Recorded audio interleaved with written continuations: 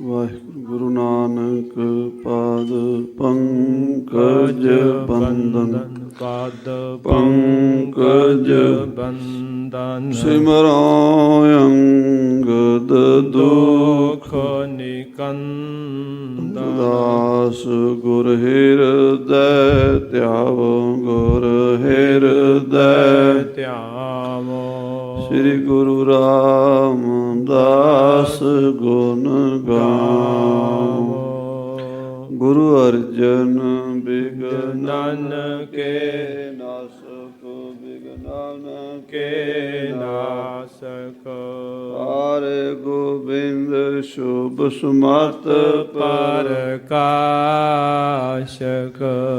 ਸ੍ਰੀ ਹਰਿ ਰਾਏ ਨਮੋ ਕਰ ਜੋਰੀ ਨਮੋ ਕਰ ਜੋਰੀ ਸ੍ਰੀ ਹਰਿ ਕ੍ਰਿਸ਼ਨ ਮਨਾਉ ਬਹੋਰੀ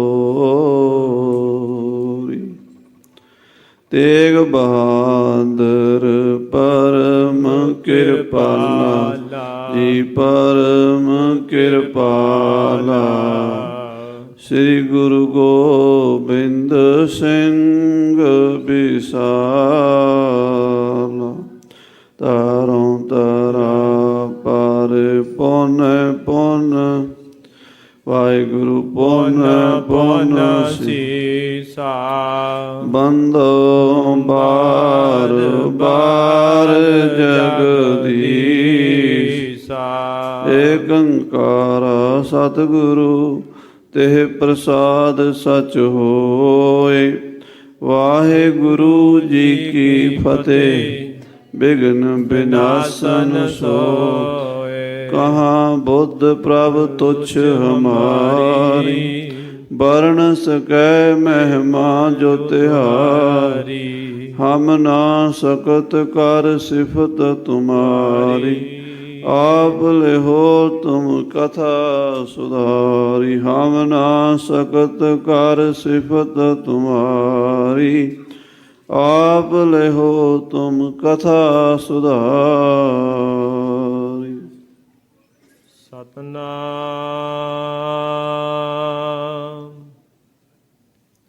ਸ੍ਰੀ ਵਾਹਿਗੁਰੂ ਸਾਹਿਬ ਜੀਓ ਕੇ ਦਾਨਸ ਪਿਜੂਹਤ ਹਸਤ ਸਾਹਿਬ ਸੌਰ ਹਕੀਕਤ ਸੁਨਾਸਤ ਜਾਹਰ ਜਹੂਰ। ਵਾਹਿਗੁਰੂ ਜੀ ਕਾ ਖਾਲਸਾ ਵਾਹਿਗੁਰੂ ਜੀ ਕੀ ਫਤਿਹ। ਸਤਿਗੁਰੂ ਜੀ ਦੀ ਸਾਜੀ ਨਵਾਜੀ ਗੁਰੂ ਰੂਪ ਗੁਰੂ ਖਾਲਸਾ ਸਾਧ ਸੰਗਤ ਮਾਈ ਭਾਈ ਆਪ ਜੀ ਗੁਰੂ ਮਹਾਰਾਜ ਜੀ ਦੀ ਗੋਦ ਦਾ ਆਨੰਦ ਮਾਣ ਰਹੇ ਹੋ। ਸੱਚੇ ਪਾਤਸ਼ਾਹ ਨੇ ਸਾਡੇ ਵਾਸਤੇ ਇਸ ਧਰਤੀ 'ਤੇ ਸੱਚਖੰਡ ਬਣਾਇਆ। ਭਾਈ ਸਾਹਿਬ ਭਾਈ ਗੁਰਦਾਸ ਜੀ ਬਚਨ ਲਿਖਦੇ ਹਨ, ਸਾਧ ਸੰਗਤ ਸੱਚਖੰਡ ਵਸਾਇਆ। ਗੁਰੂ ਨਾਨਕ ਦੇਵ ਜੀ ਨੇ ਜੋ ਸੱਚਖੰਡ ਦਾ ਨਜ਼ਾਰਾ ਹੈ ਉਹ ਆਮ ਲੋਕਾਂ ਨੂੰ ਵੀ ਮਿਲ ਜਾਵੇ, ਸਾਰਿਆਂ ਦਾ ਭਲਾ ਹੋ ਜਾਵੇ, ਸਾਰੇ ਸੱਚਖੰਡ ਦੇ ਨਜ਼ਾਰਿਆਂ ਦਾ ਆਨੰਦ ਮਾਣ ਸਕਣ। ਗੁਰੂ ਸਾਹਿਬ ਧਰਤੀ 'ਤੇ ਆ ਕੇ ਸਾਧ ਸੰਗਤ ਰੂਪੀ ਸੱਚਖੰਡ ਵਸਾ ਦਿੱਤਾ। ਸਾਧ ਸੰਗਤ ਜੀ ਭਾਈ ਸਾਹਿਬ ਹੋਰ ਵੀ ਬਚਨ ਲਿਖਦੇ ਨੇ, ਉਹ ਕਹਿੰਦੇ ਨੇ ਸਾਧ ਸੰਗਤ ਸੱਚਖੰਡ ਜਗਮਗ ਨੂਰ ਹੈ। ਸਾਧ ਸੰਗਤ ਸੱਚਖੰਡ ਜਗਮਗ ਨੂਰ ਹੈ। ਲਖ ਸ਼ਿਸ਼ਿਰ ਲਖ ਭਾਨ ਕਿਰਨ ਠਰੂਰ ਹੈ। ਇਹਦਾ ਮਤਲਬ ਹੈ ਕਿ ਸਾਧ ਸੰਗਤ ਵਿੱਚ ਇੰਨਾ ਨੂਰ ਹੈ, ਇੰਨੀ ਰੋਸ਼ਨੀ ਹੈ, ਇਤਨਾ ਪ੍ਰਕਾਸ਼ ਹੈ, ਇਤਨਾ ਚਾਨਣਾ ਹੈ ਸਾਧ ਸੰਗਤ ਵਿੱਚ ਕਿ ਉਹਦੇ ਸਾਹਮਣੇ ਲੱਖਾਂ ਸੂਰਜ ਅਤੇ ਲੱਖਾਂ ਚੰਦਰਮਾ ਦੀਆਂ ਰਿਸ਼ਮਾਂ ਵੀ ਮੱਧਮ ਪੈ ਜਾਂਦੀਆਂ। ਲੱਖਾਂ ਸੂਰਜਾਂ ਦੀਆਂ ਕਿਰਨਾਂ ਤੇ ਲੱਖਾਂ ਚੰਦਰਮਾ ਦੀਆਂ ਰਿਸ਼ਮਾਂ ਪ੍ਰਕਾਸ਼ ਕਰਨ ਵਾਲੀਆਂ, ਸਾਧ ਸੰਗਤ ਦੇ ਸਾਹਮਣੇ ਮੱਧਮ, ਲੱਖ ਸ਼ਿਸ਼ਯਰ, ਸ਼ਿਸ਼ਯਰ ਕਹਿੰਦੇ ਨੇ ਚੰਦਰਮਾ ਨੂੰ, ਲੱਖ ਭਾਨ, ਭਾਨ ਕਹਿੰਦੇ ਨੇ ਸੂਰਜ ਨੂੰ, ਲੱਖਾਂ ਸੂਰਜ ਤੇ ਲੱਖਾਂ ਚੰਦਰਮਾ, ਉਹਨਾਂ ਦੀਆਂ ਕਿਰਨਾਂ। ਆਹ ਜਿਹੜਾ ਨੂਰ ਹੈ, ਗੁਰੂ ਕੇ ਚਰਨਾਂ ਵਿੱਚ ਬੈਠ ਕੇ ਜੋ ਬਾਣੀ ਦਾ ਨੂਰ ਮਿਲਦਾ ਹੈ, ਜਿਹੜਾ ਗੁਰਬਾਣੀ ਦਾ ਕੀਰਤਨ ਸੁਣ ਕੇ ਜਾਂ ਗੁਰਬਾਣੀ ਦੀ ਕਥਾ ਸੁਣ ਕੇ ਗਿਆਨ ਮਿਲਦਾ, ਉਹਦੇ ਸਾਹਮਣੇ ਉਹ ਮੱਧਮ ਹੈ। ਜੇ 100 ਚੰਦਾ ਉਗਵਹਿ ਸੂਰਜ ਚੜ੍ਹੈ ਹਜ਼ਾਰ, 100 ਚੰਦਰਮਾ ਹੋਣ ਤੇ ਹਜ਼ਾਰਾਂ ਸੂਰਜ ਹੋਣ, ਇੱਥੇ ਚਾਨਣ ਹੁੰਦਿਆਂ ਗੁਰਬਿਨ ਘੋਰ ਅੰਧਾਰ। ਫਿਰ ਵੀ ਬੰਦਾ ਤੇ ਹਨੇਰੇ ਵਿੱਚ ਹੀ ਹੈ ਨਾ, ਭਟਕ ਰਿਹਾ, ਉਹਦੇ ਅੰਦਰ ਦੇ ਸ਼ੰਕੇ ਮਿਟੇ ਕੋਈ ਨਹੀਂ, ਉਹਦਾ ਭਰਮ ਨਹੀਂ ਟੁੱਟਾ। ਇਸ ਸੰਸਾਰ ਦੇ ਵਿੱਚ ਸਭ ਤੋਂ ਦੁੱਖ ਦੇਣ ਵਾਲੀ ਚੀਜ਼ ਭਰਮ ਹੈ। ਦੁੱਖ ਤੋਂ ਵੱਡਾ, ਭਰਮ ਤੋਂ ਵੱਡਾ ਕੋਈ ਦੁੱਖ ਨਹੀਂ। ਆਖੋ ਸਤਿਨਾਮ ਸ੍ਰੀ ਵਾਹਿਗੁਰੂ। ਭਰਮ ਦੇ ਵਿੱਚ ਰੱਸੀ ਸੱਪ ਦਿਸਦੀ ਹੈ ਤੇ ਬੰਦਾ ਡਰ ਡਰ ਕੇ ਮਰੀ ਜਾਂਦਾ। ਜਦੋਂ ਉਹ ਬੰਦੇ ਦੇ ਸਾਹਮਣੇ ਪ੍ਰਕਾਸ਼ ਕਰ ਦਈਏ, ਰੋਸ਼ਨੀ ਕਰ ਦਈਏ, ਰੱਸੀ ਦਾ ਪ੍ਰਤੱਖ ਗਿਆਨ ਹੋ ਜਾਵੇ, ਸੱਪ ਦਾ ਭਰਮ ਨਿਕਲ ਜਾਂਦਾ ਹੈ। ਇਹ ਸੰਸਾਰ ਦੇ ਵਿੱਚ ਕਹਿੰਦੇ ਹਰ ਬਿਮਾਰੀ ਦਾ ਇਲਾਜ ਹੈ, ਵਹਿਮ ਦਾ ਕੋਈ ਇਲਾਜ ਨਹੀਂ, ਭਰਮ ਦਾ ਕੋਈ ਇਲਾਜ ਨਹੀਂ। ਕੋਈ ਦਵਾਈ ਨਹੀਂ ਬਣੀ, ਕੋਈ ਐਸੀ ਡੋਜ਼ ਡਾਕਟਰ ਦਵੇ ਵੀ ਭਰਮ ਨਿਕਲ ਜਾਵੇ। ਡਾਕਟਰ ਆਪ ਵਿਚਾਰੇ ਕਈ ਵਾਰੀ ਭਰਮ 'ਚ ਬਿਮਾਰ ਹੋ ਜਾਂਦੇ ਆ, ਉਹਨਾਂ ਨੂੰ ਦਵਾਈ ਨਹੀਂ ਲੱਭਦੀ। ਸੰਸਾਰ ਦੇ ਸਾਰੇ ਭਰਮਾਂ ਦਾ ਨਾਸ ਗੁਰੂ ਸਾਹਿਬ ਦੀ ਬਾਣੀ ਕਰਦੀ ਹੈ। ਆਖੋ ਸਤਿਨਾਮ ਸ੍ਰੀ ਵਾਹਿਗੁਰੂ। ਉਤਰ ਗਿਆ ਮੇਰੇ ਮਨ ਕਾ ਸੰਸਾ, ਜਬ ਤੇ ਦਰਸ਼ਨ ਪਾਇਆ। ਜਦੋਂ ਅਸੀਂ ਗੁਰੂ ਸਾਹਿਬ ਦੇ ਦਰਸ਼ਨ ਕਰਦੇ ਹਾਂ, ਗੁਰਬਾਣੀ ਪੜ੍ਹਦੇ ਹਾਂ, ਸੰਗਤ 'ਚ ਆਉਂਦੇ ਹਾਂ, ਉਦੋਂ ਸਾਡਾ ਭਰਮ ਭੁਲੇਖਾ ਮਿਟਦਾ ਹੈ ਤੇ ਫਿਰ ਸ਼ਾਂਤੀ ਮਿਲਦੀ ਹੈ, ਸੁੱਖ ਮਿਲਦਾ ਹੈ, ਸਕੂਨ ਮਿਲਦਾ ਹੈ।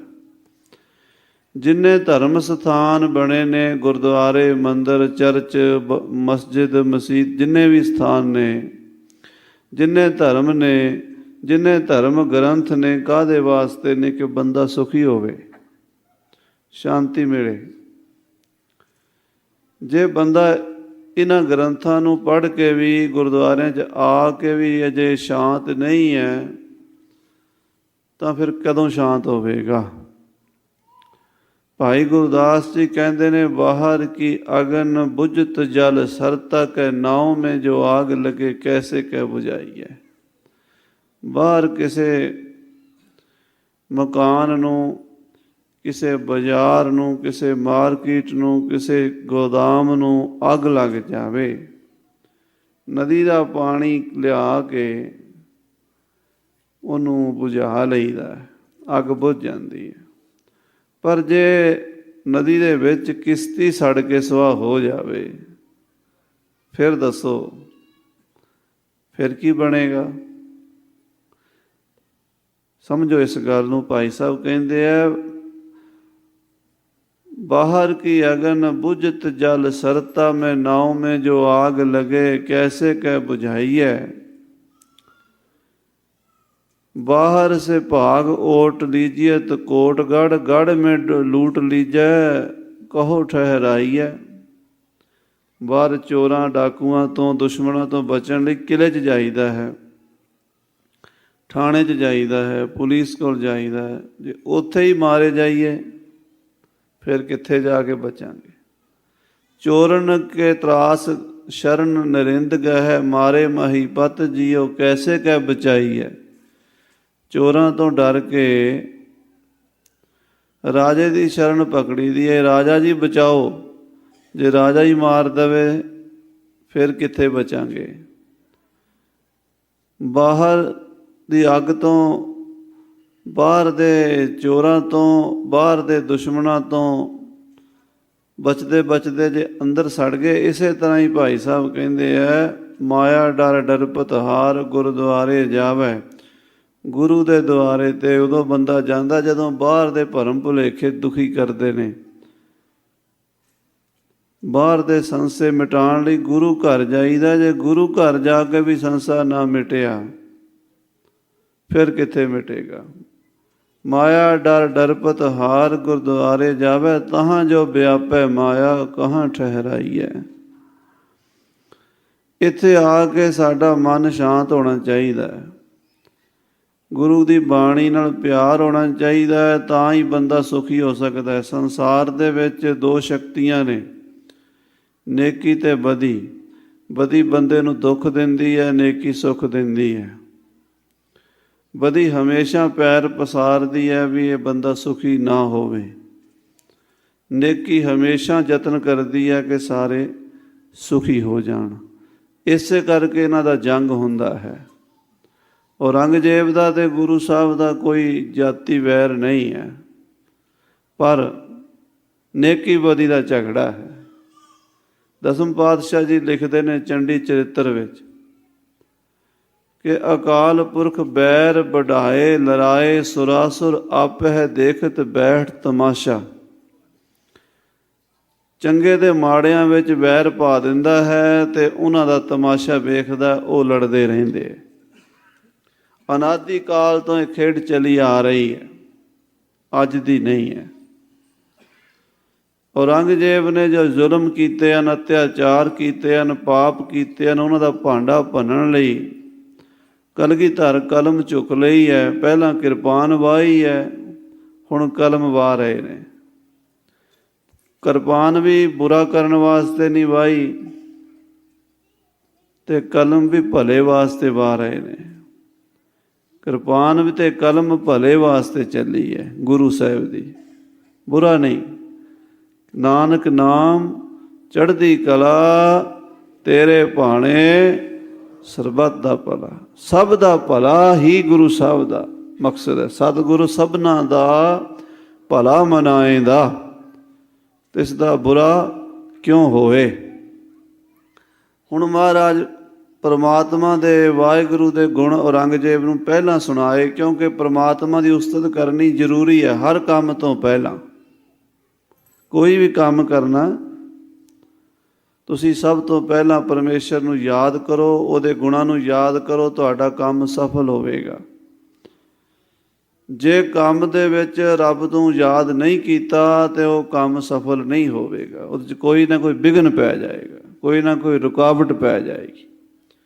ਇਸੇ ਕਰਕੇ ਸਾਹਿਬ ਕਹਿੰਦੇ ਨੇ, ਕੀਤਾ ਲੋੜੀਐ ਕੰਮ ਸੋ ਹਰਿ ਪਹਿ ਆਖੀਐ, ਕਾਰਜ ਦੇ ਸਵਾਰ ਸਤਿਗੁਰ ਸੱਚ ਸਾਖੀਐ। ਸੋ ਮਹਾਰਾਜ ਕਲਗੀਧਰ ਸੱਚੇ ਪਾਤਸ਼ਾਹ ਉਸ ਪ੍ਰਭੂ ਦੀਆਂ ਉਸਤਾਂ ਦੱਸ ਕੇ ਅੱਜ ਔਰੰਗਜ਼ੇਬ ਨੂੰ ਥੋੜ੍ਹੀਆਂ ਖਰੀਆਂ ਸੁਣਾਉਣ ਲੱਗੇ। ਸੁਣੋ ਪਿਆਰ ਨਾਲ, ਆਖੋ ਸਤਿਨਾਮ ਵਾਹਿਗੁਰੂ ਸਾਹਿਬ ਜੀ, ਸਤਿਨਾਮ ਸ੍ਰੀ ਵਾਹਿਗੁਰੂ ਸਾਹਿਬ ਜੀ। ਕੇ ਦਾਨਸ ਪੀਜੂ ਹਸਤ ਸਾਹਿਬ ਸੌਰ।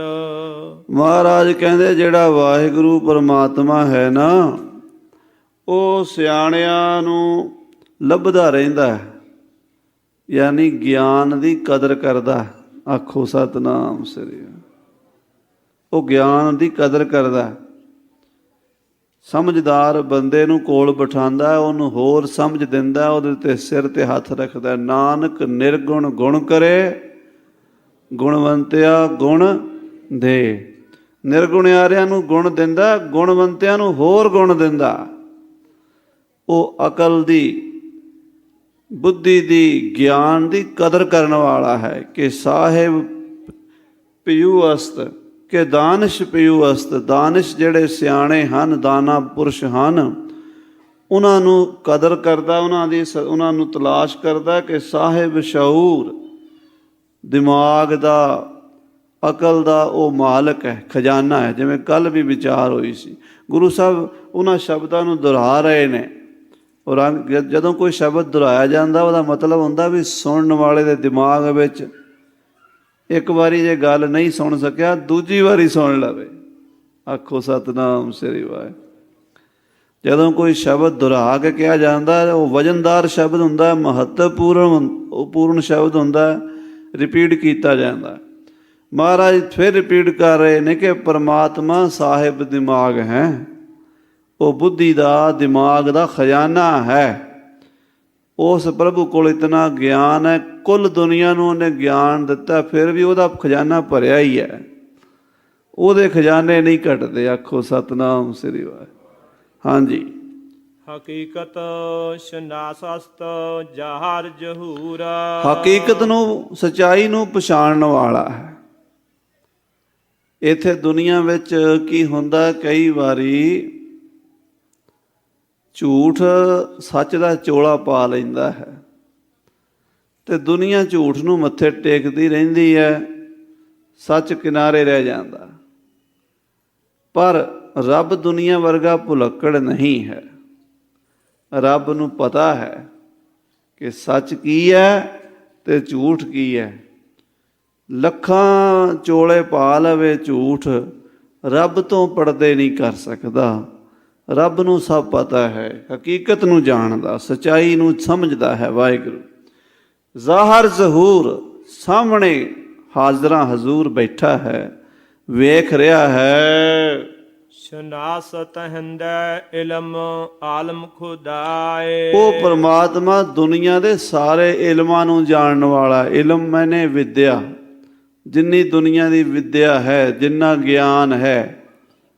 ਇੱਕ ਬੰਦੇ ਨੂੰ 4 ਭਾਸ਼ਾ ਆਉਂਦੀਆਂ ਹੋਣਗੀਆਂ, ਪੰਜਾਬੀ ਜਾਣਦਾ, ਅੰਗਰੇਜ਼ੀ ਜਾਣਦਾ, ਹਿੰਦੀ ਜਾਣਦਾ, ਉਰਦੂ ਜਾਣਦਾ, ਫਾਰਸੀ ਜਾਣਦਾ, ਅਰਬੀ ਜਾਣਦਾ, ਪਰ ਦੁਨੀਆ ਦੀਆਂ ਸਾਰੀਆਂ ਬੋਲੀਆਂ ਇੱਕ ਬੰਦਾ ਨਹੀਂ ਜਾਣ ਸਕਦਾ। ਆਖੋ ਸਤਿਨਾਮ ਸ੍ਰੀ ਵਾਹਿਗੁਰੂ। ਮੰਨ ਲਓ ਜੇ ਬੋਲੀਆਂ ਥੋੜ੍ਹੀਆਂ ਸਿੱਖ ਵੀ ਜਾਵੇ ਦੁਨੀਆ ਦੀਆਂ, ਉਹਨਾਂ ਬੋਲੀਆਂ 'ਚ ਕਿੰਨੀਆਂ ਕਿਤਾਬਾਂ ਲਿਖੀਆਂ ਨੇ ਉਹ ਸਾਰੀਆਂ ਨਹੀਂ ਪੜ੍ਹ ਸਕਦਾ। ਕਿਸੇ ਵਿਦਵਾਨ ਨੇ ਦੱਸਿਆ ਸੀ ਕਿ 4 ਲੱਖ ਵਧੀਆ ਕਿਤਾਬ ਛਪਦੀ ਹੈ ਹਰ ਸਾਲ ਦੁਨੀਆ ਵਿੱਚ। ਵਧੀਆ ਕਿਤਾਬ, ਘਟੀਆ ਦਾ ਤਾਂ ਕੋਈ ਅੰਤ ਨਹੀਂ। ਵਧੀਆ ਕਿਤਾਬ ਜਿਹੜੀ ਚੰਗੀ, ਜਿਹਨੂੰ ਆਪਾਂ ਵਿਸ਼ਵ ਪੱਧਰ 'ਤੇ ਕਹਿ ਸਕਦੇ ਹਾਂ ਵੀ ਪੂਰੇ ਵਰਲਡ ਦੇ ਪੱਧਰ 'ਤੇ ਕੋਈ ਮੰਨਣਯੋਗ ਕਿਤਾਬ ਹੁੰਦੀ ਹੈ, ਹਰ ਸਾਲ 4-4 ਲੱਖ ਕਿਤਾਬਾਂ ਚੰਗੀਆਂ ਛਪਦੀਆਂ। ਕਿੰਨੀਆਂ ਕੁ ਪੜ੍ਹ ਲਓਗੇ? ਵਿਦਿਆ ਘਟੇ ਨਾ ਆਤ ਬਲ ਪਾਏ, ਪਰ ਪਰਮੇਸ਼ਰ ਸਾਰੀਆਂ ਪੜ੍ਹਿਆ ਹੋਇਆ ਹੈ। ਆਖੋ ਸਤਿਨਾਮ ਸ੍ਰੀ ਵਾਹਿਗੁਰੂ। ਉਹਦੇ ਕੋਲੋਂ ਕੋਈ ਕਿਤਾਬ ਨਹੀਂ ਛੁਪੀ ਹੋਈ ਵੀ ਉਹ 'ਚ ਕੀ ਲਿਖਿਆ ਕੀ ਨਹੀਂ ਲਿਖਿਆ, ਉਹ ਸਭ ਜਾਣਦਾ। ਸ਼ਨਾ ਸਿੰਧੇ ਇਲਮ ਆਲਮ ਖੁਦਾਏ। ਆਲਮ ਕਹਿੰਦੇ ਦੁਨੀਆ ਦੇ ਜਿੰਨੇ ਇਲਮ ਹਨ। ਆਲਮ ਕਹਿੰਦੇ ਦੁਨੀਆ ਨੂੰ, ਆਲਮ ਕਹਿੰਦੇ ਵਿਦਵਾਨ ਨੂੰ। ਆਲਮ ਦੇ 2 ਅਰਥ ਹਨ। ਆਲਮ ਦਾ ਇੱਕ ਅਰਥ ਹੈ ਦੁਨੀਆ, ਆਲਮ ਦਾ ਦੂਜਾ ਅਰਥ ਹੈ ਵਿਦਿਆ, ਵਿਦਵਾਨ।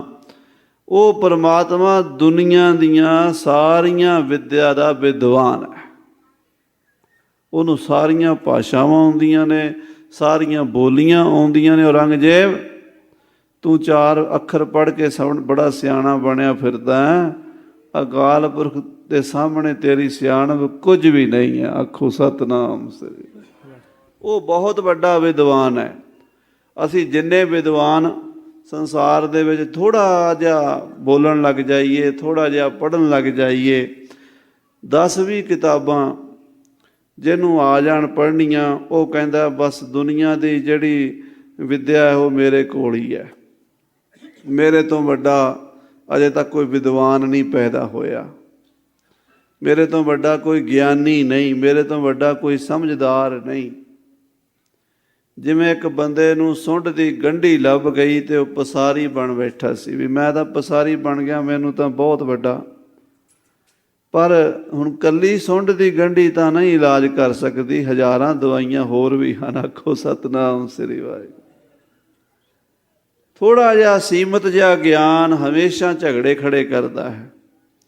ਮੈਂ ਮਹਿਸੂਸ ਕੀਤਾ, ਵਿਦਵਾਨਾਂ ਨੇ ਵੀ ਇਹ ਮਹਿਸੂਸ ਕੀਤਾ ਹੈ, ਤੁਸੀਂ ਵੀ ਸਮਝੋਗੇ ਇਸ ਗੱਲ ਨੂੰ। ਜਿਹੜਾ ਬਿਲਕੁਲ ਨਹੀਂ ਪੜ੍ਹਿਆ ਉਹ ਚੁੱਪ ਕਰਕੇ ਬੈਠਾ, ਉਹ ਵਿਚਾਰਾ ਬੋਲਦਾ ਹੀ ਨਹੀਂ।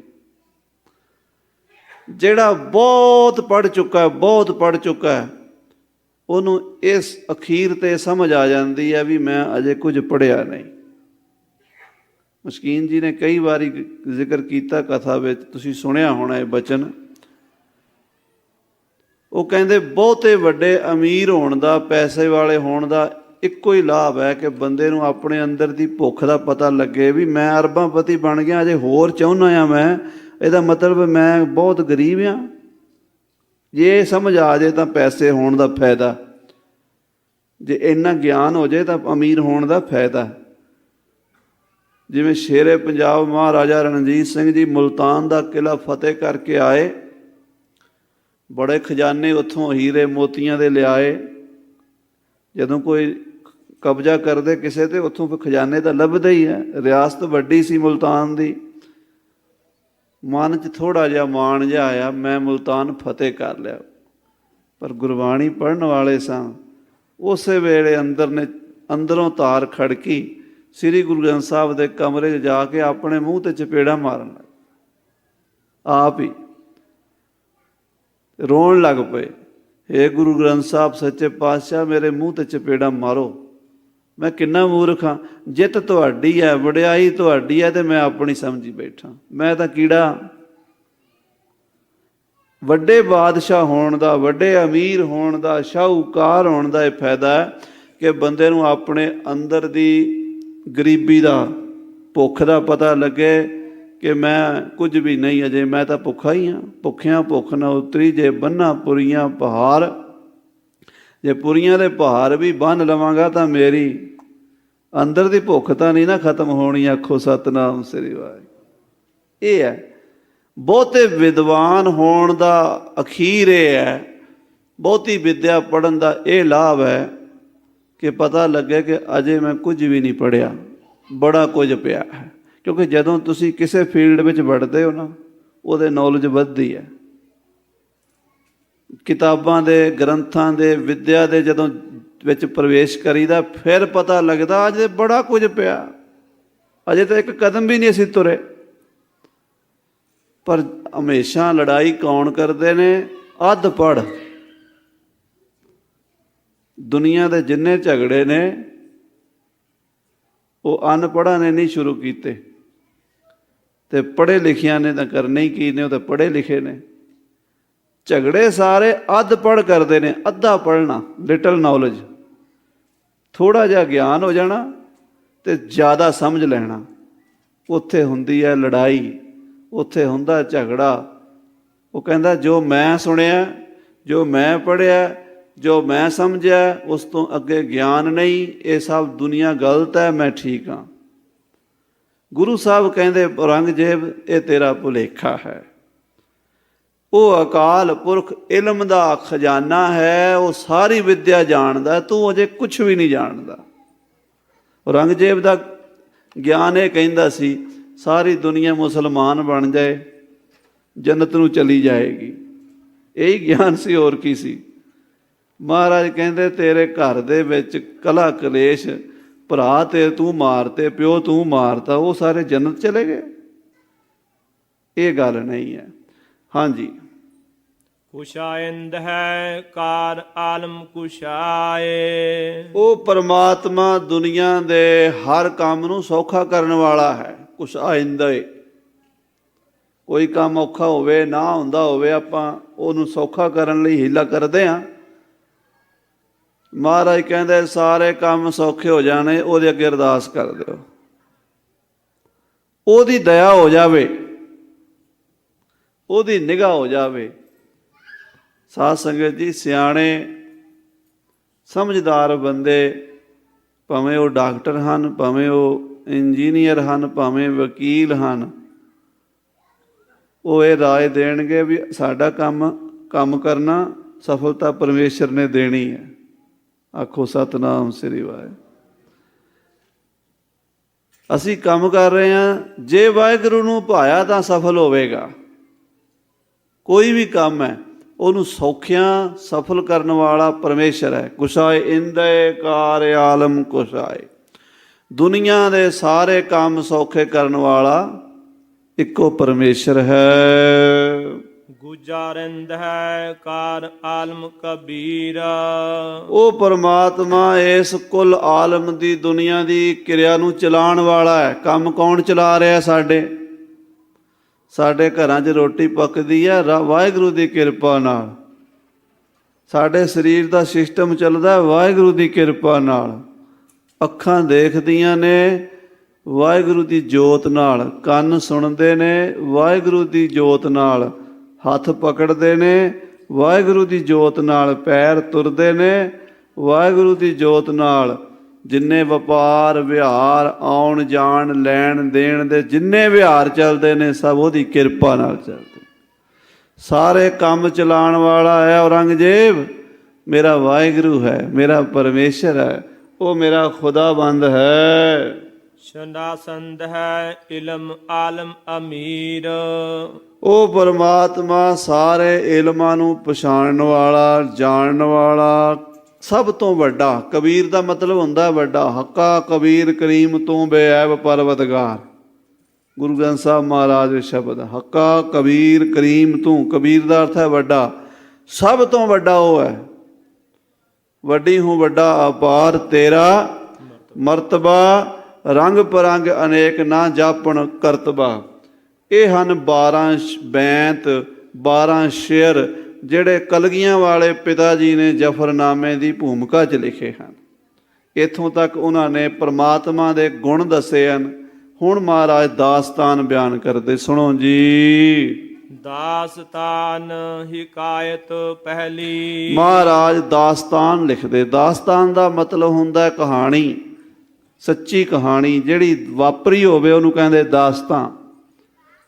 ਆਪਣੀ ਦਾਸਤਾਨ ਸੁਣਾਉਣ ਲੱਗੇ ਔਰੰਗਜ਼ੇਬ ਨੂੰ, ਜੋ ਉਸਨੇ ਕੀਤਾ ਸੀ ਉਹਦਾ ਮਹਾਰਾਜ ਖੁਲਾਸਾ ਕਰਨ ਲੱਗੇ ਹੈ। ਸੁਣੋ। ਹਾਂਜੀ। ਮਰਾ ਇਤਬਾਰੇ ਬਰੀ ਕਸਮ ਨੇ ਸਤ, ਮਹਾਰਾਜ ਕਹਿੰਦੇ ਮਰਾ ਇਤਬਾਰੇ ਬਰੀ ਕਸਮ ਨੇ। ਐ ਔਰੰਗਜ਼ੇਬ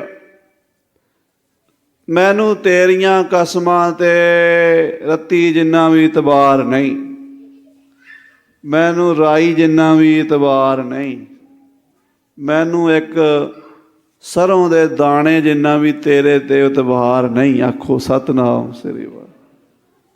ਮੈਨੂੰ ਕੋਈ ਇਤਬਾਰ ਨਹੀਂ।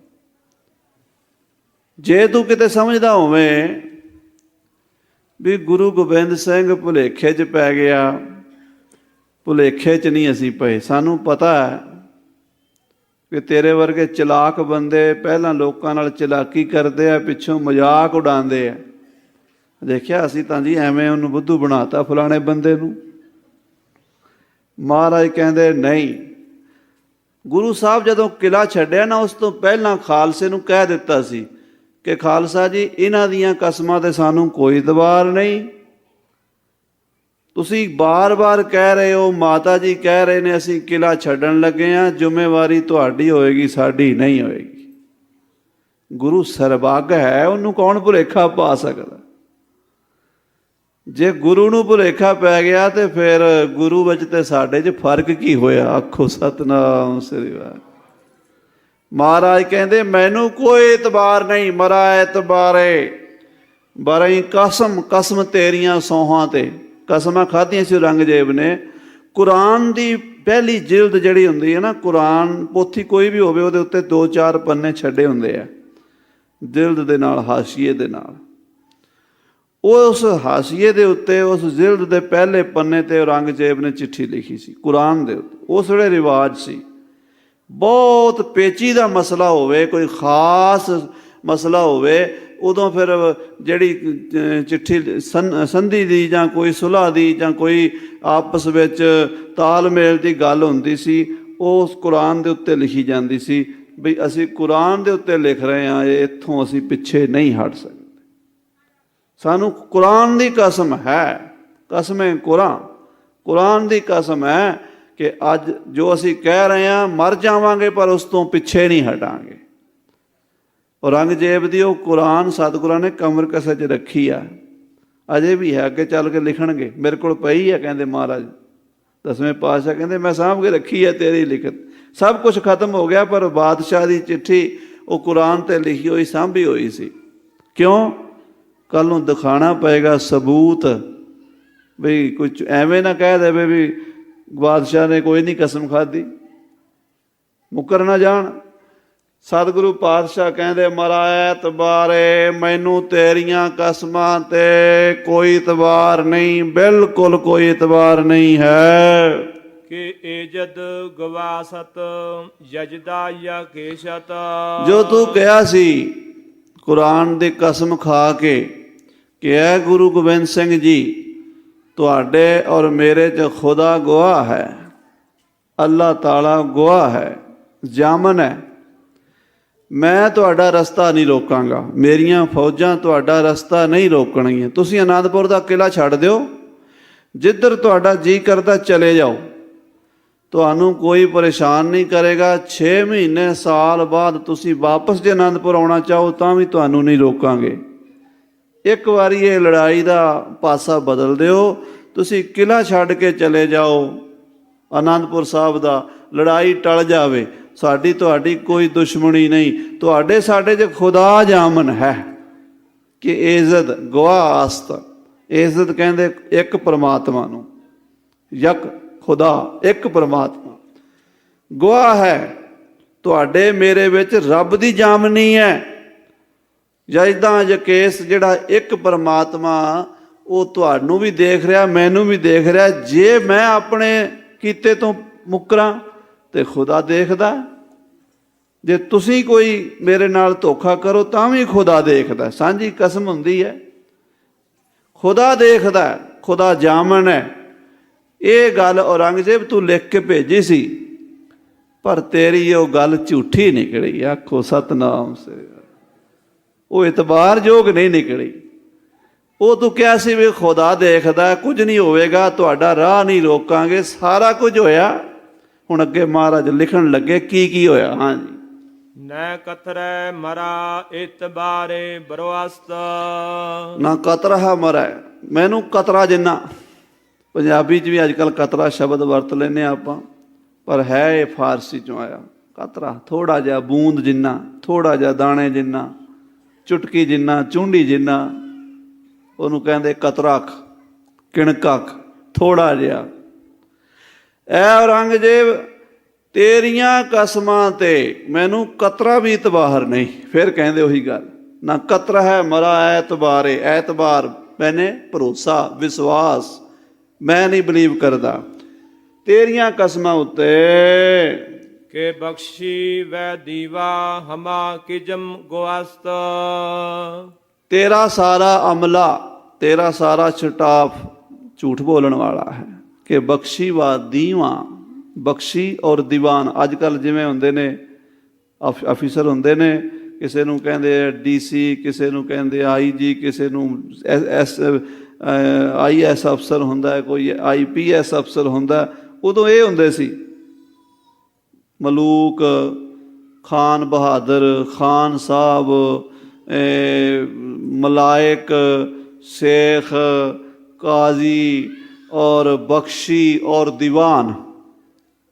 ਮਹਾਰਾਜ ਕਹਿੰਦੇ ਤੇਰੇ ਦਰਬਾਰ 'ਚ ਕੀ ਵੱਡੇ ਤੇ ਕੀ ਛੋਟੇ, ਕੀ ਵੱਡੇ ਸੂਬੇਦਾਰ, ਜਰਨਲ, ਕਰਨਲ ਤੇ ਕੀ ਛੋਟੇ ਛੋਟੇ ਸਿਪਾਹੀ, ਤੇਰੇ ਬਖਸ਼ੀ ਔਰ ਦੀਵਾਨ ਸਾਰੇ ਕਿਜ਼ਬ ਗੋਸਤ। ਕਿਜ਼ਬ ਕਹਿੰਦੇ ਝੂਠ ਬੋਲਣ ਵਾਲੇ, ਸਾਰੇ ਝੂਠ ਦੇ ਪਲੰਦੇ ਘੜੀ ਜਾਂਦੇ ਆ, ਝੂਠੀਆਂ ਕਸਮਾਂ ਫਟਾਫਟ ਖਾਈ ਜਾਂਦੇ ਆ।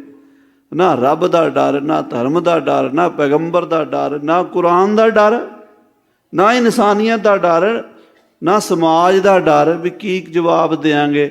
ਕੋਈ ਸ਼ਰਮ ਹੀ ਕੋਈ ਨਹੀਂ, ਸ਼ਰਮ ਲਾਈ ਹੋਈ ਹੈ। ਦਿਨੋਂ ਦਿਨ ਜ਼ੋਰ ਲਾ ਕੇ ਝੂਠ ਬੋਲਦੇ ਕਿ ਬਖਸ਼ੀ ਵਾ ਦੀਵਾਨ ਹਮਾ ਕਿਜ਼ਬ ਗੋਸਤ। ਕਿ ਬਖਸ਼ੀ ਔਰ ਦੀਵਾਨ ਸਾਰੇ ਹੀ ਝੂਠ ਬੋਲਣ ਵਾਲੇ। ਫਿਰ ਤੇਰੀਆਂ ਕਸਮਾਂ ਤੇ ਕੀ ਇਤਬਾਰ ਕਰੀਏ, ਜਿਹੜਾ ਤੇਰਾ ਅਮਲਾ ਉਹ ਹੀ ਝੂਠਾ। ਤੂੰ ਆਪ ਝੂਠਾ, ਤੇਰੀ ਲਿਖਤ ਸਾਡੇ ਕੋਲ ਹੈ, ਉਹ ਵੀ ਤੂੰ ਮੁੱਕਰ ਗਿਆ। ਤੇਰੇ ਦਰਬਾਰ 'ਚ ਵੀ ਕੋਈ ਚੰਗਾ ਬੰਦਾ ਨਹੀਂ ਨਿਕਲਿਆ ਜਿਹੜਾ ਕਹਿ ਦੇਵੇ ਵੀ ਬਾਦਸ਼ਾਹ ਇੰਜ ਨਾ ਕਰੀਏ। ਸਾਰੇ ਹਾਂਜੀ ਹਾਂਜੀ ਤੇਰੀ ਝੂਠ ਦੇ ਵਿੱਚ ਹੀ ਮਲਾਈ ਜਾਂਦੇ ਆ। ਹਾਂਜੀ, ਕਸੇ ਕੌਲ ਕੁਰਵਾ ਕੋ ਨੰਦ ਇਤਬਾਰ। ਮਹਾਰਾਜ ਕਹਿੰਦੇ ਕਸੇ ਕੌਲ ਕੁਰਾਨ, ਜਿਹੜਾ ਕੋਈ ਬੰਦਾ ਤੁਹਾਡੀ ਕੁਰਾਨ ਦੇ ਉੱਤੇ, ਤੁਹਾਡੀ ਸਹੁੰ ਦੇ ਉੱਤੇ ਇਤਬਾਰ ਕਰੇ। ਕੁਰਾਨ ਨੂੰ ਨਹੀਂ ਮਾੜਾ ਕਹਿ ਰਹੇ, ਜੇ ਕੁਰਾਨ ਦੀ ਸਹੁੰ ਜਿਹੜੀ ਤੁਸੀਂ ਖਾਧੀ ਹੈ ਉਹਨੂੰ ਕਹਿ ਰਹੇ ਆ ਮਹਾਰਾਜ। ਆਖੋ ਸਤਿਨਾਮ ਸ੍ਰੀ ਵਾਹਿਗੁਰੂ।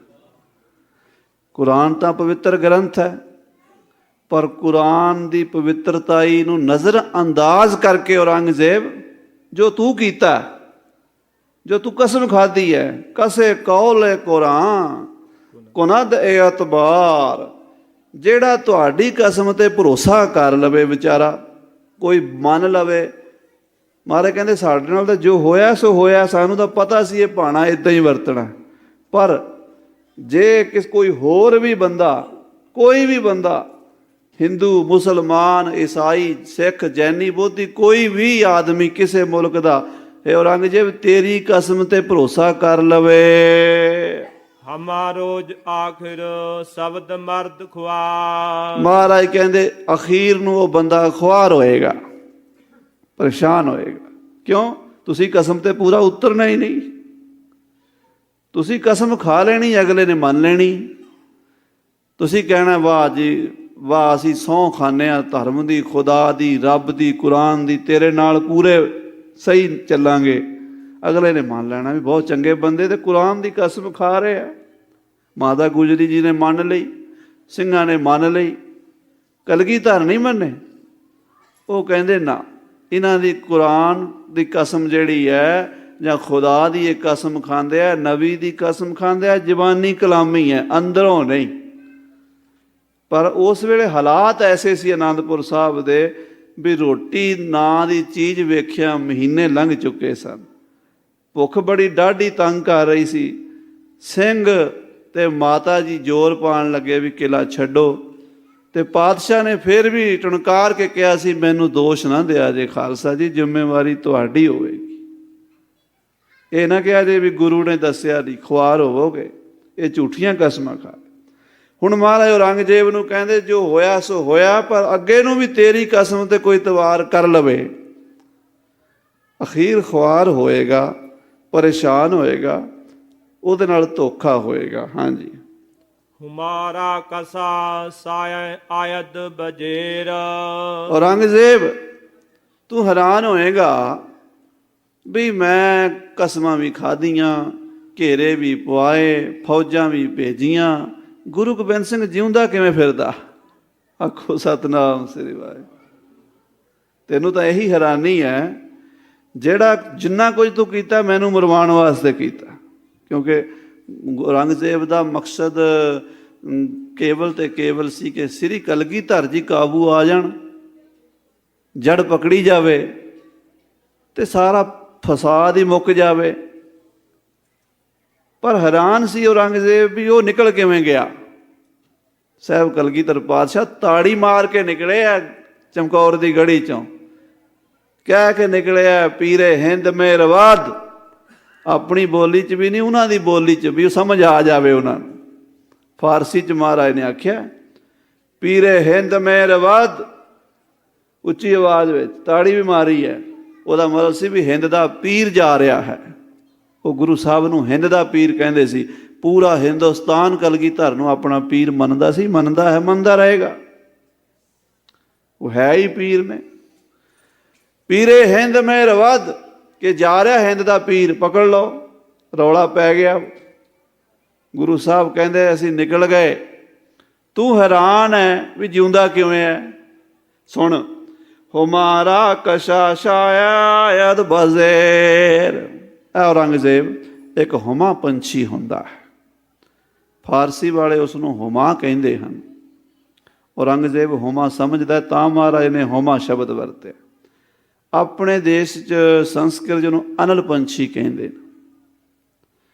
ਉਹ ਪੰਛੀ ਆਕਾਸ਼ ਵਿੱਚ ਹੀ ਰਹਿੰਦਾ। ਫਾਰਸੀ ਵਾਲੇ ਵੀ ਕਹਿੰਦੇ ਨੇ ਤੇ ਸੰਸਕ੍ਰਿਤ ਵਾਲੇ ਵੀ ਕਹਿੰਦੇ ਨੇ, ਉਹ ਆਕਾਸ਼ ਵਿੱਚ ਹੀ ਆਂਡਾ ਦਿੰਦਾ।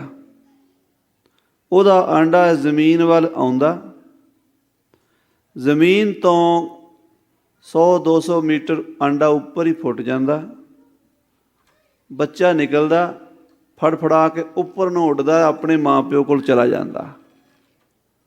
ਐਸਾ ਪੰਛੀ ਹੈ, ਉਹਦਾ ਬੱਚਾ ਵੀ ਜ਼ਮੀਨ 'ਤੇ ਨਹੀਂ ਆਉਂਦਾ। ਉਸ ਪੰਛੀ ਦੇ ਪਰ ਜੇ ਕਿਸੇ ਰੂਪ ਵਿੱਚ ਕਿਸੇ ਕਰਨੀ ਵਾਲੇ ਮਹਾਂਪੁਰਸ਼ ਦੁਆਰਾ ਥੱਲੇ ਆ ਜਾਣ, ਜਿਹੜੀ ਚੀਜ਼ ਨੂੰ ਲਾ ਦਿਓ, ਉਹ ਚੀਜ਼ ਉੱਡ ਕੇ ਉੱਥੇ ਚਲੀ ਜਾਂਦੀ ਹੈ ਜਿੱਥੇ ਹੁਮਾ ਪੰਛੀ ਰਹਿੰਦਾ। ਦਸਮ ਪਾਤਸ਼ਾਹ ਨੇ ਇੱਥੇ ਹੋਮਾ ਲਿਖਿਆ, ਅਕਾਲ ਉਸਤਤ ਅਨਲ ਲਿਖਿਆ। ਪੰਛੀ ਅਨਲ ਆਕਾਸ਼ ਡੋਲ ਵੋ ਕਰਤ ਹੈ, ਆਕਾਸ਼ 'ਚ ਹੀ ਰਹਿੰਦਾ, ਜ਼ਮੀਨ ਤੇ ਕਦੀ ਨਹੀਂ ਆਇਆ। ਫਾਰਸੀ ਈਰਾਨ ਦੇ ਜਿਹੜੇ ਵਿਦਵਾਨ ਨੇ, ਪਰਸ਼ੀਅਨ ਦੇ, ਉਹਨਾਂ ਨੇ ਲਿਖਿਆ ਹੈ ਕਿ ਉਹ ਹੁਮਾ ਪੰਛੀ ਉੜਦਾ ਉੜਦਾ ਜੇ ਕਿਸੇ ਬੰਦੇ ਦੇ ਸਿਰ ਤੋਂ ਲੰਘੇ ਔਰ ਉਹਦੀ ਛਾਈ, ਉਹਦੀ ਪਰਛਾਈ ਪੈ ਜਾਵੇ ਬੰਦੇ ਤੇ, ਉਹ ਬੰਦਾ ਬਾਦਸ਼ਾਹ ਬਣ ਜਾਂਦਾ। ਇਹ ਲਿਖਿਆ ਔਰੰਗਜ਼ੇਬ ਨੂੰ ਮਹਾਰਾਜ ਉਹਦੀ ਬੋਲੀ 'ਚ ਸਮਝਾ ਰਹੇ। ਹੁਮਾਰਾ ਕਸ਼ੈ ਸ਼ਾਇਦ ਬਜ਼ੇਰ, ਐ ਔਰੰਗਜ਼ੇਬ, ਜਿਹੜਾ ਹੁਮਾ ਦੇ ਛਾਇਆ ਥੱਲੇ ਆ ਜੇ ਉਹ ਤੇ ਬਾਦਸ਼ਾਹ ਬਣ ਗਿਆ ਨਾ। ਫਿਰ ਕੀ ਹੁੰਦਾ ਅਗਲੀ ਪੰਕਤੀ 'ਚ? ਬਰੋ ਦਸਤ ਦਾਰਦ ਨਾ ਜਾਗੇ ਦਾਲੇ। ਜਾਗੇ ਕਹਿੰਦੇ ਸਾਧ ਸੰਗਤ ਜੀ ਕਾਂ ਨੂੰ, ਕਊਏ ਨੂੰ। ਕਾਲਾ ਕਾਂ ਸ਼ੈਤਾਨ ਬੜਾ ਪਰ ਗੰਦ ਖਾਂਦਾ, ਤੇ ਕਾਵਾਂ ਰੌਲੀ ਪਾਉਣ ਤੋਂ ਬਿਨਾਂ ਕਿਸੇ ਦਾ ਵਿਗਾੜ ਕੁਝ ਨਹੀਂ ਸਕਦਾ। ਆਖੋ ਸਤਿਨਾਮ ਸ੍ਰੀ ਵਾਹਿਗੁਰੂ। ਕਾਂ ਐ ਔਰੰਗਜ਼ੇਬ, ਜਿਹਦੇ ਸਿਰ ਤੋਂ ਹੁਮਾ ਲੰਘ ਗਿਆ ਜਾਂ ਜਿਹਦੇ ਸਿਰ ਤੇ ਹੁਮਾ ਨੇ ਛਾਇਆ ਕਰ ਦਿੱਤਾ, ਉਹ ਤਾਂ ਬਣ ਗਿਆ ਬਾਦਸ਼ਾਹ। ਉਸ ਜਿਹਦੇ ਸਿਰ ਤੇ ਹੁਮਾ ਦਾ ਛਾਇਆ ਹੈ, ਉਸ ਬੰਦੇ ਦਾ ਕਾਂ ਕੀ ਵਿਗਾੜ ਸਕਦੇ? ਦੱਸ, ਕੋਈ ਵਿਗਾੜ ਸਕਦੇ? ਕਾਂ ਜਿਹਦੇ ਸਿਰ ਤੇ ਹੁਮਾ ਦਾ ਛਾਇਆ ਹੈ, ਵੱਡੇ ਪੰਛੀ ਦਾ, ਉਹਦਾ ਕਾਂ ਨਹੀਂ ਕੁਝ ਵਿਗਾੜ ਸਕਦੇ। ਔਰੰਗਜ਼ੇਬ, ਮੇਰੇ ਸਿਰ ਤੇ ਅਕਾਲ ਪੁਰਖ ਦਾ ਹੱਥ ਹੈ। ਆਖੋ ਸਤਿਨਾਮ ਸ੍ਰੀ ਵਾਹਿਗੁਰੂ। ਮੇਰੇ ਸਿਰ ਤੇ ਜਿਸ ਦਾ ਸਾਹਿਬ ਡਾਢਾ ਹੋਏ, ਤਿਸਨੂੰ ਮਾਰ ਨਾ ਸਾਕਾ ਕੋਏ। ਮੇਰੇ ਸਿਰ ਤੇ ਉਹ ਅਕਾਲ ਪੁਰਖ ਪਰਮੇਸ਼ਰ ਮੇਰਾ ਰਾਖਾ ਹੈ। 10 ਲੱਖ ਤਾਂ ਕੀ 10 ਕਰੋੜ ਵੀ ਆ ਜਾਂਦੇ ਤੇਰੇ ਸਿਪਾਹੀ, ਤਾਂ ਵੀ ਨਹੀਂ ਸੀ ਫੜ ਸਕਦੇ। ਆਖੋ ਸ੍ਰੀ ਵਾਹਿਗੁਰੂ। ਹੁਮਾਰਾ ਕਸ਼ੈ ਸ਼ਾਇਦ ਬਜ਼ੇਰ, ਬਰੋ ਦਸਤ ਦਰਦ ਨਾ ਜਾਗੇ ਦਲੇਰ। ਜਿਹਦੇ ਸਿਰ ਤੇ ਹੁਮਾ ਦਾ ਛਾਇਆ, ਕਾਂ ਕੁਝ ਨਹੀਂ ਵਿਗਾੜ ਸਕਦੇ। ਤੇਰੇ ਵਰਗੇ ਕਾਂ ਮੇਰਾ ਕੀ ਵਿਗਾੜ ਸਕਦੇ ਨੇ? ਮਹਾਰਾਜ ਇੱਕ ਤਰ੍ਹਾਂ ਨਾਲ ਔਰੰਗਜ਼ੇਬ ਨੂੰ ਕਾਂ ਕਹਿ ਗਏ ਨੇ ਇਸ਼ਾਰੇ ਨਾਲ। ਹਾਂਜੀ। ਕਸੇ ਪੁਸ਼ਤ ਉਪਤਦ ਪਸੇ ਸ਼ੇਰ ਨਾਰ। ਕੋਈ ਆਦਮੀ ਸ਼ੇਰ ਦੀ ਪਿੱਠ ਦੇ ਪਿੱਛੇ ਜਾ ਕੇ ਖਲੋ ਜਾਵੇ ਤੇ ਸ਼ੇਰ ਨੂੰ ਆਖੇ ਮੈਨੂੰ ਬਚਾ।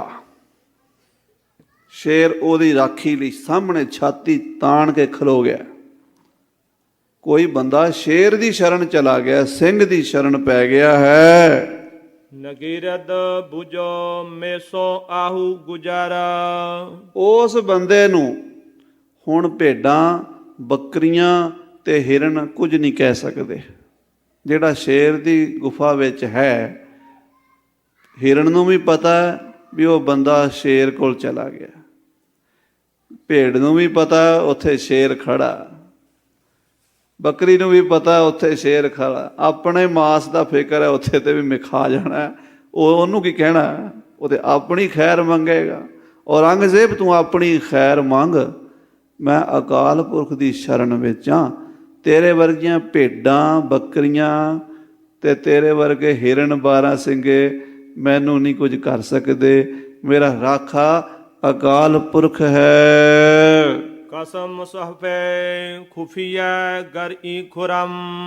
ਮਹਾਰਾਜ ਕਹਿੰਦੇ, ਜੇ ਮੈਨੂੰ ਤੇਰੀਆਂ ਝੂਠੀਆਂ ਕਸਮਾਂ ਦਾ ਪਤਾ ਲੱਗਦਾ ਵੀ ਤੂੰ ਝੂਠੀਆਂ ਕਸਮਾਂ ਖਾਣ ਵਾਲਾ ਹੈ। ਹੁਣ ਮਹਾਰਾਜ ਉੱਦਾਂ ਜਲੀਲ ਕਰ ਰਹੇ ਆ ਗੱਲਾਂ ਨਾਲ। ਜਿਹੜੀਆਂ ਤੂੰ ਖੁਫੀਆ ਗੱਲਾਂ ਕੀਤੀਆਂ ਉਹ ਮੈਂ ਜਾਣਦਾ, ਜੇਕਰ ਨਾ ਫੌਜੇ ਆਜੀਜੇ ਰਾਸ਼ੁਮ ਅਜ ਕੁਣਮ। ਤਾਂ ਮੈਂ ਆਪਣੀਆਂ ਫੌਜਾਂ ਨੂੰ ਕਿਉਂ ਮਰਵਾਉਂਦਾ? ਮੈਨੂੰ ਜਾਨਾਂ ਤੋਂ ਪਿਆਰੇ ਸਿੰਘ ਸ਼ਹੀਦ ਕਰਵਾਉਣੇ ਪਏ, ਕੋਈ ਸ਼ਾਹੀ ਟਿੱਬੀ ਤੇ, ਕੋਈ ਸਰਸਾ ਦੇ ਕੰਢੇ ਤੇ, ਕੋਈ ਮਲਕਪੁਰ ਰੰਗੜਾਂ 'ਚ, ਕੋਈ ਚਮਕੌਰ ਦੀ ਗੜੀ 'ਚ ਮੇਰੇ ਪਿਆਰੇ ਮੇਰੇ ਸਾਹਮਣੇ ਸ਼ਹੀਦ ਹੋਏ। ਉਹ ਕਰੋੜਾਂ ਨਾਲ ਨਹੀਂ ਲੱਭਦੇ, ਉਹ ਅਰਬਾਂ ਨਾਲ ਨਹੀਂ ਲੱਭਦੇ, ਇਹੋ ਜਿਹੇ ਸਿੰਘ ਸਨ। ਔਰ ਮੇਰੇ ਪੁੱਤਰ ਸਨ ਜਿਹੜੇ, ਉਹ ਸਭ ਸ਼ਹੀਦ ਹੋ ਗਏ। ਸਿਰਫ ਤੇ ਸਿਰਫ ਤੇਰੀ ਕੁਰਾਨ ਦੀ ਕਸਮ ਤੇ ਇਤਬਾਰ ਕੀਤਾ। ਹੁਣ ਮਹਾਰਾਜ ਨੂੰ ਝੰਜੋੜ ਰਹੇ ਆ ਵੀ ਤੂੰ ਕੁਰਾਨ ਨੂੰ ਕੀ ਸਮਝਦਾ? ਅਸੀਂ ਕੁਰਾਨ ਦਾ ਸਤਿਕਾਰ ਕਰਦੇ ਹਾਂ ਕਿ ਤੂੰ ਕਰਦਾ? ਆਖੋ ਸ੍ਰੀ ਵਾਹਿਗੁਰੂ। ਇੱਕ ਉਹ ਬੰਦੇ ਜਿਹੜੇ ਕੁਰਾਨ ਦੀ ਕਸਮ ਤੇ ਆਪਣੀ ਜਾਨਾਂ ਵਾਰ ਗਏ ਨੇ, ਇੱਕ ਤੂੰ ਹੈ ਵੀ ਕੁਰਾਨ ਦੀਆਂ ਝੂਠੀਆਂ ਕਸਮਾਂ ਖਾ ਗਿਆ। ਅਸੀਂ ਕੁਰਾਨ ਦੀ ਇੱਜ਼ਤ ਕੀਤੀ ਕਿ ਤੂੰ ਕੀਤੀ ਹੈ?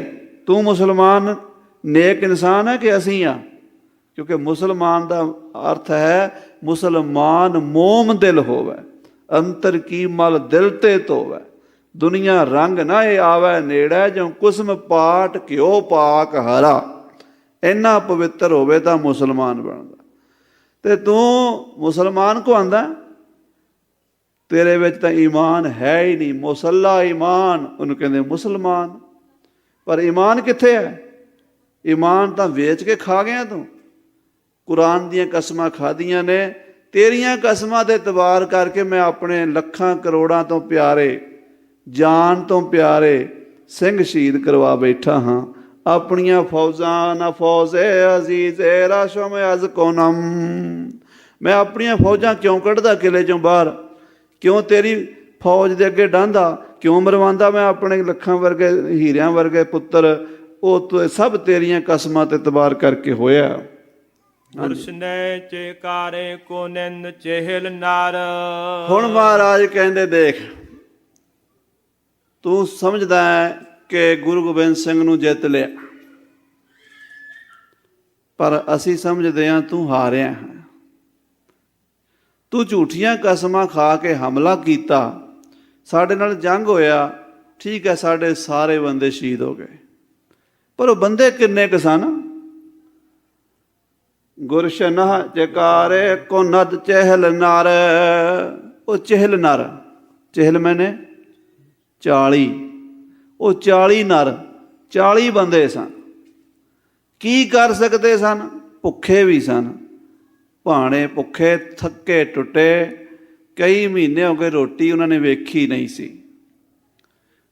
ਪਾਣੀ ਦਾ ਘੁੱਟ ਪੀ ਕੇ ਕਮਰ ਕਸੇ 'ਚ ਆਂਦਰਾਂ ਦੱਬ ਕੇ ਲੜਨ ਵਾਲੇ ਉਹ ਬੰਦੇ 10 ਲੱਖ ਦਾ ਮੁਕਾਬਲਾ ਕਰ ਰਹੇ ਸਨ।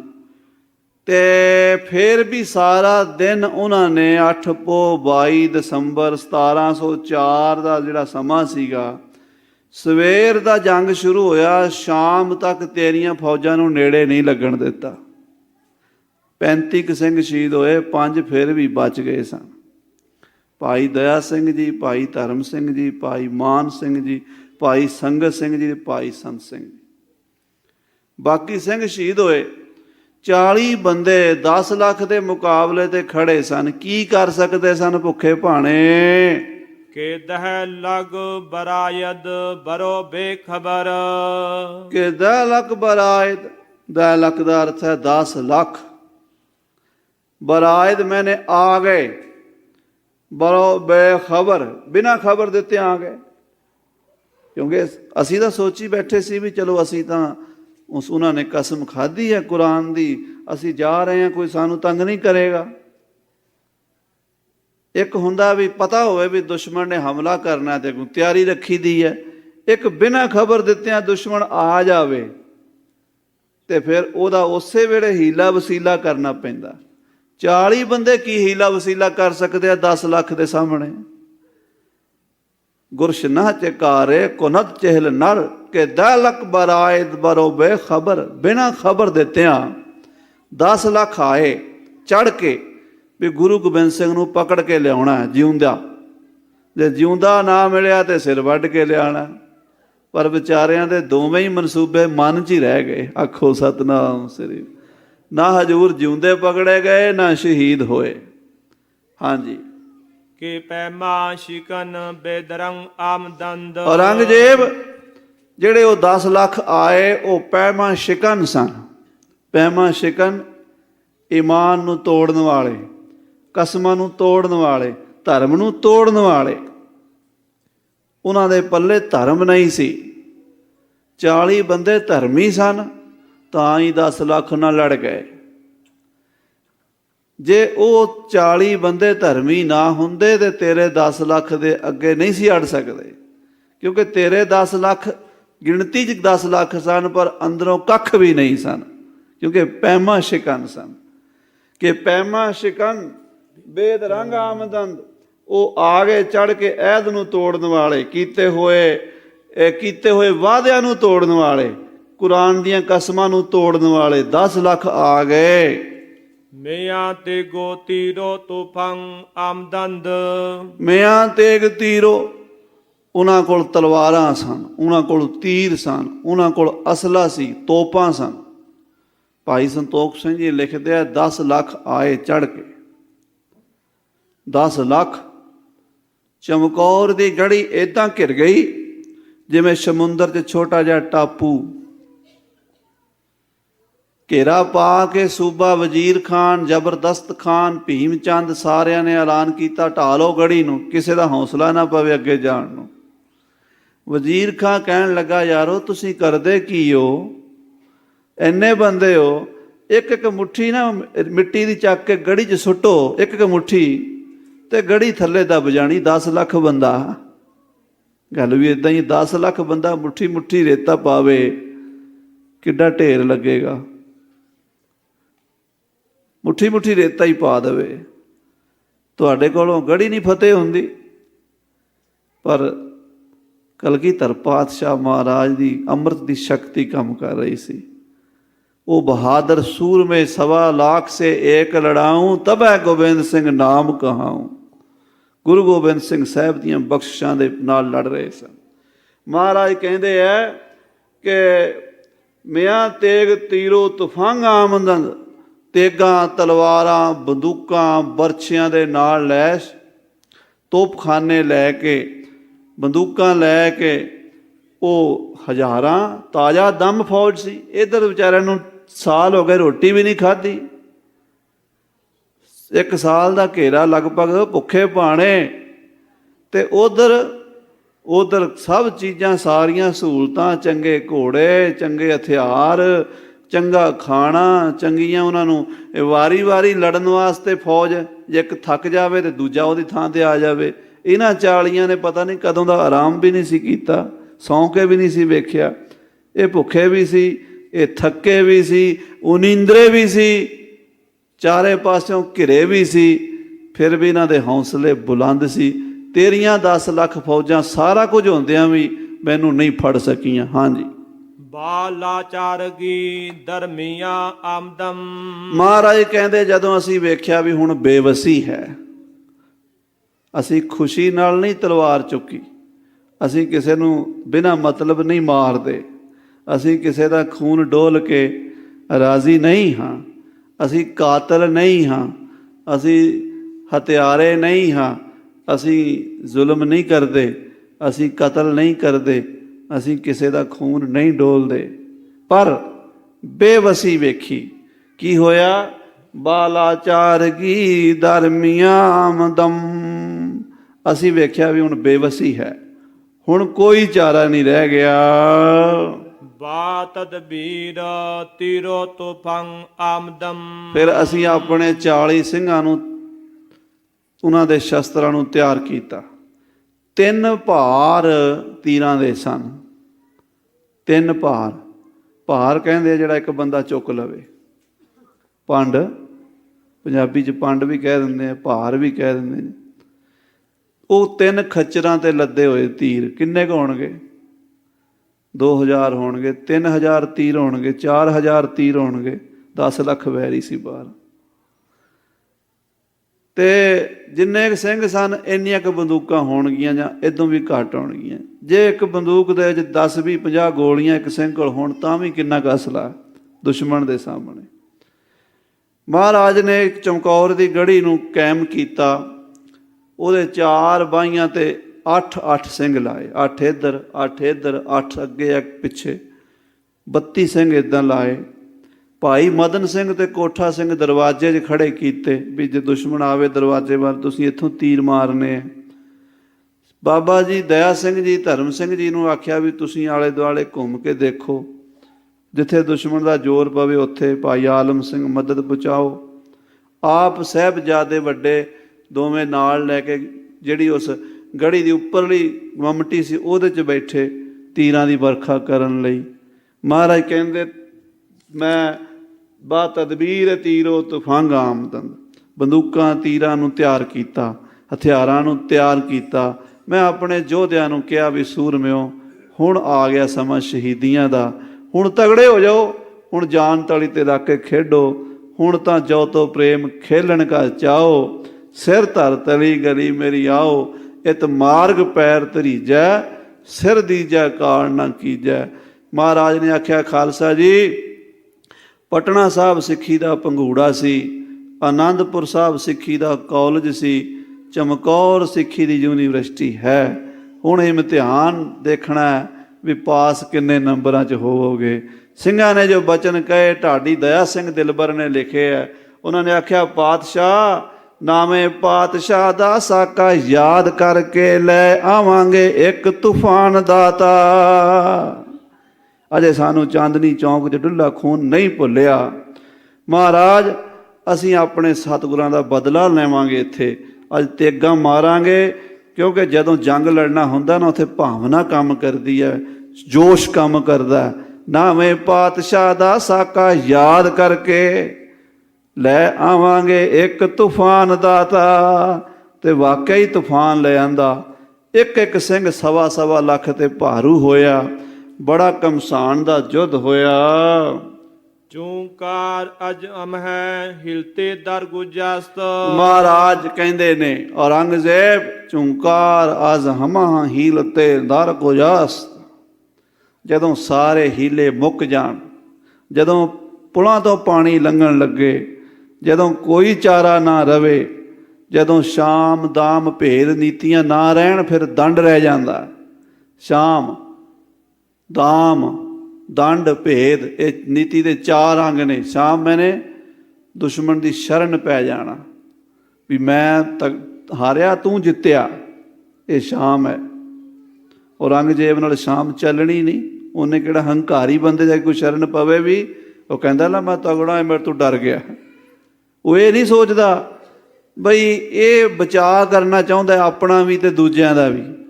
ਹੰਕਾਰੀ ਬੰਦਾ ਇਹ ਸੋਚਦਾ ਇਹ ਮੇਰੇ ਤੋਂ ਡਰ ਗਿਆ, ਸ਼ਾਮ ਨਹੀਂ ਚੱਲਿਆ। ਦਾਮ ਪੈਸੇ ਦੇ ਕੇ ਸੁਲ੍ਹਾ ਕਰ ਲੈਣੀ, ਉਹ ਵੀ ਨਹੀਂ।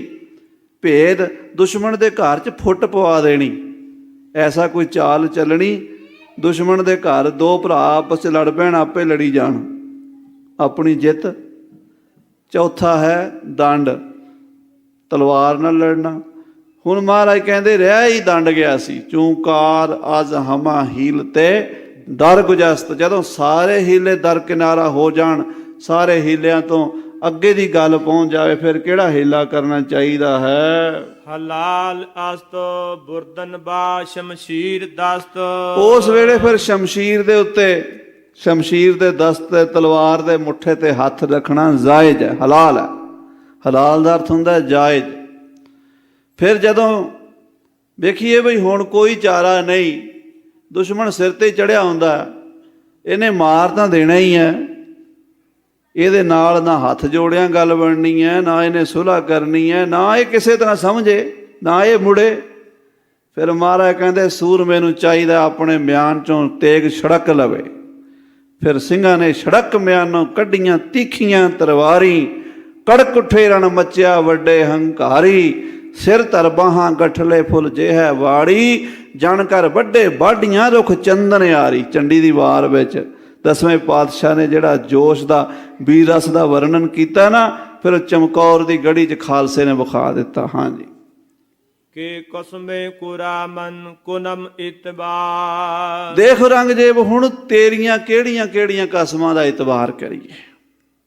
ਵਿਦਵਾਨ ਕਹਿੰਦੇ ਨੇ ਜਦੋਂ ਮਾਛੀਵਾੜੇ ਦੇ ਜੰਗਲਾਂ 'ਚੋਂ ਸੱਚੇ ਪਾਤਸ਼ਾਹ ਨੇ ਫਤਿਹਨਾਮਾ ਲਿਖ ਕੇ ਭੇਜਿਆ, ਉਹਦੇ 24 ਸ਼ੇਅਰ ਮਿਲਦੇ ਨੇ ਜਿਹੜੇ ਡਾਕਟਰ ਭਾਈ ਵੀਰ ਸਿੰਘ ਜੀ ਕਲਗੀਧਰ ਚਮਤਕਾਰ ਵਿੱਚ ਛਾਪੇ। ਬਾਬਾ ਸੁਮੇਰ ਸਿੰਘ ਜੀ ਪਟਨਾ ਸਾਹਿਬ ਵਾਲਿਆਂ ਨੂੰ ਅੱਜ ਤੋਂ 150 ਸਾਲ ਪਹਿਲਾਂ ਉਹ ਮਿਲਿਆ ਸੀ।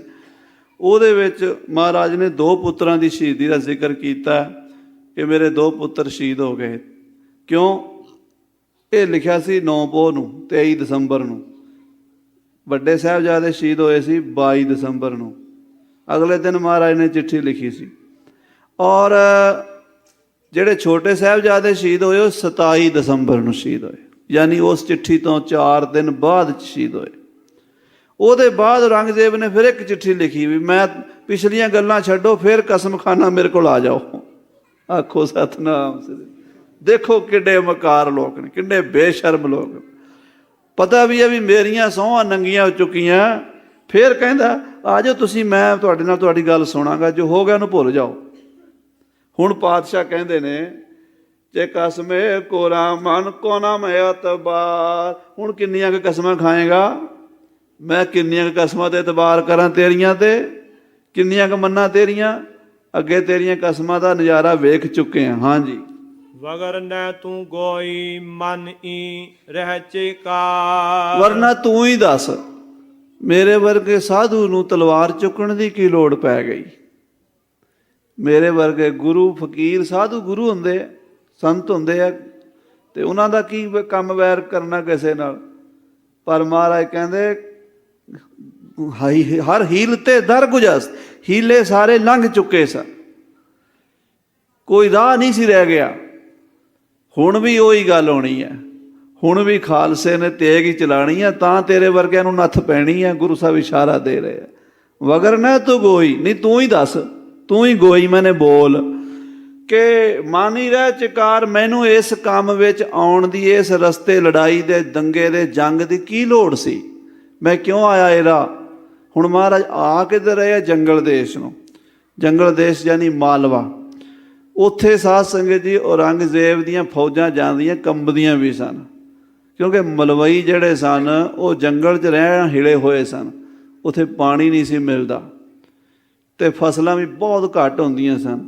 ਜਿਹੜੇ ਬੰਦੇ ਕੋਲ ਸੁੱਖ ਸੁਵਿਧਾ, ਪੈਸਾ, ਅੰਨ ਧਨ ਬਹੁਤ ਹੋਵੇਗਾ, ਉਹ ਬੰਦਾ ਆਰਾਮ ਤਲਬ ਹੋਏਗਾ, ਉਹ ਸੁਖੀ ਰਹਿਣਾ ਚਾਹੇਗਾ, ਉਹ ਲੜਾਈ ਝਗੜੇ ਤੋਂ ਟਲੇਗਾ।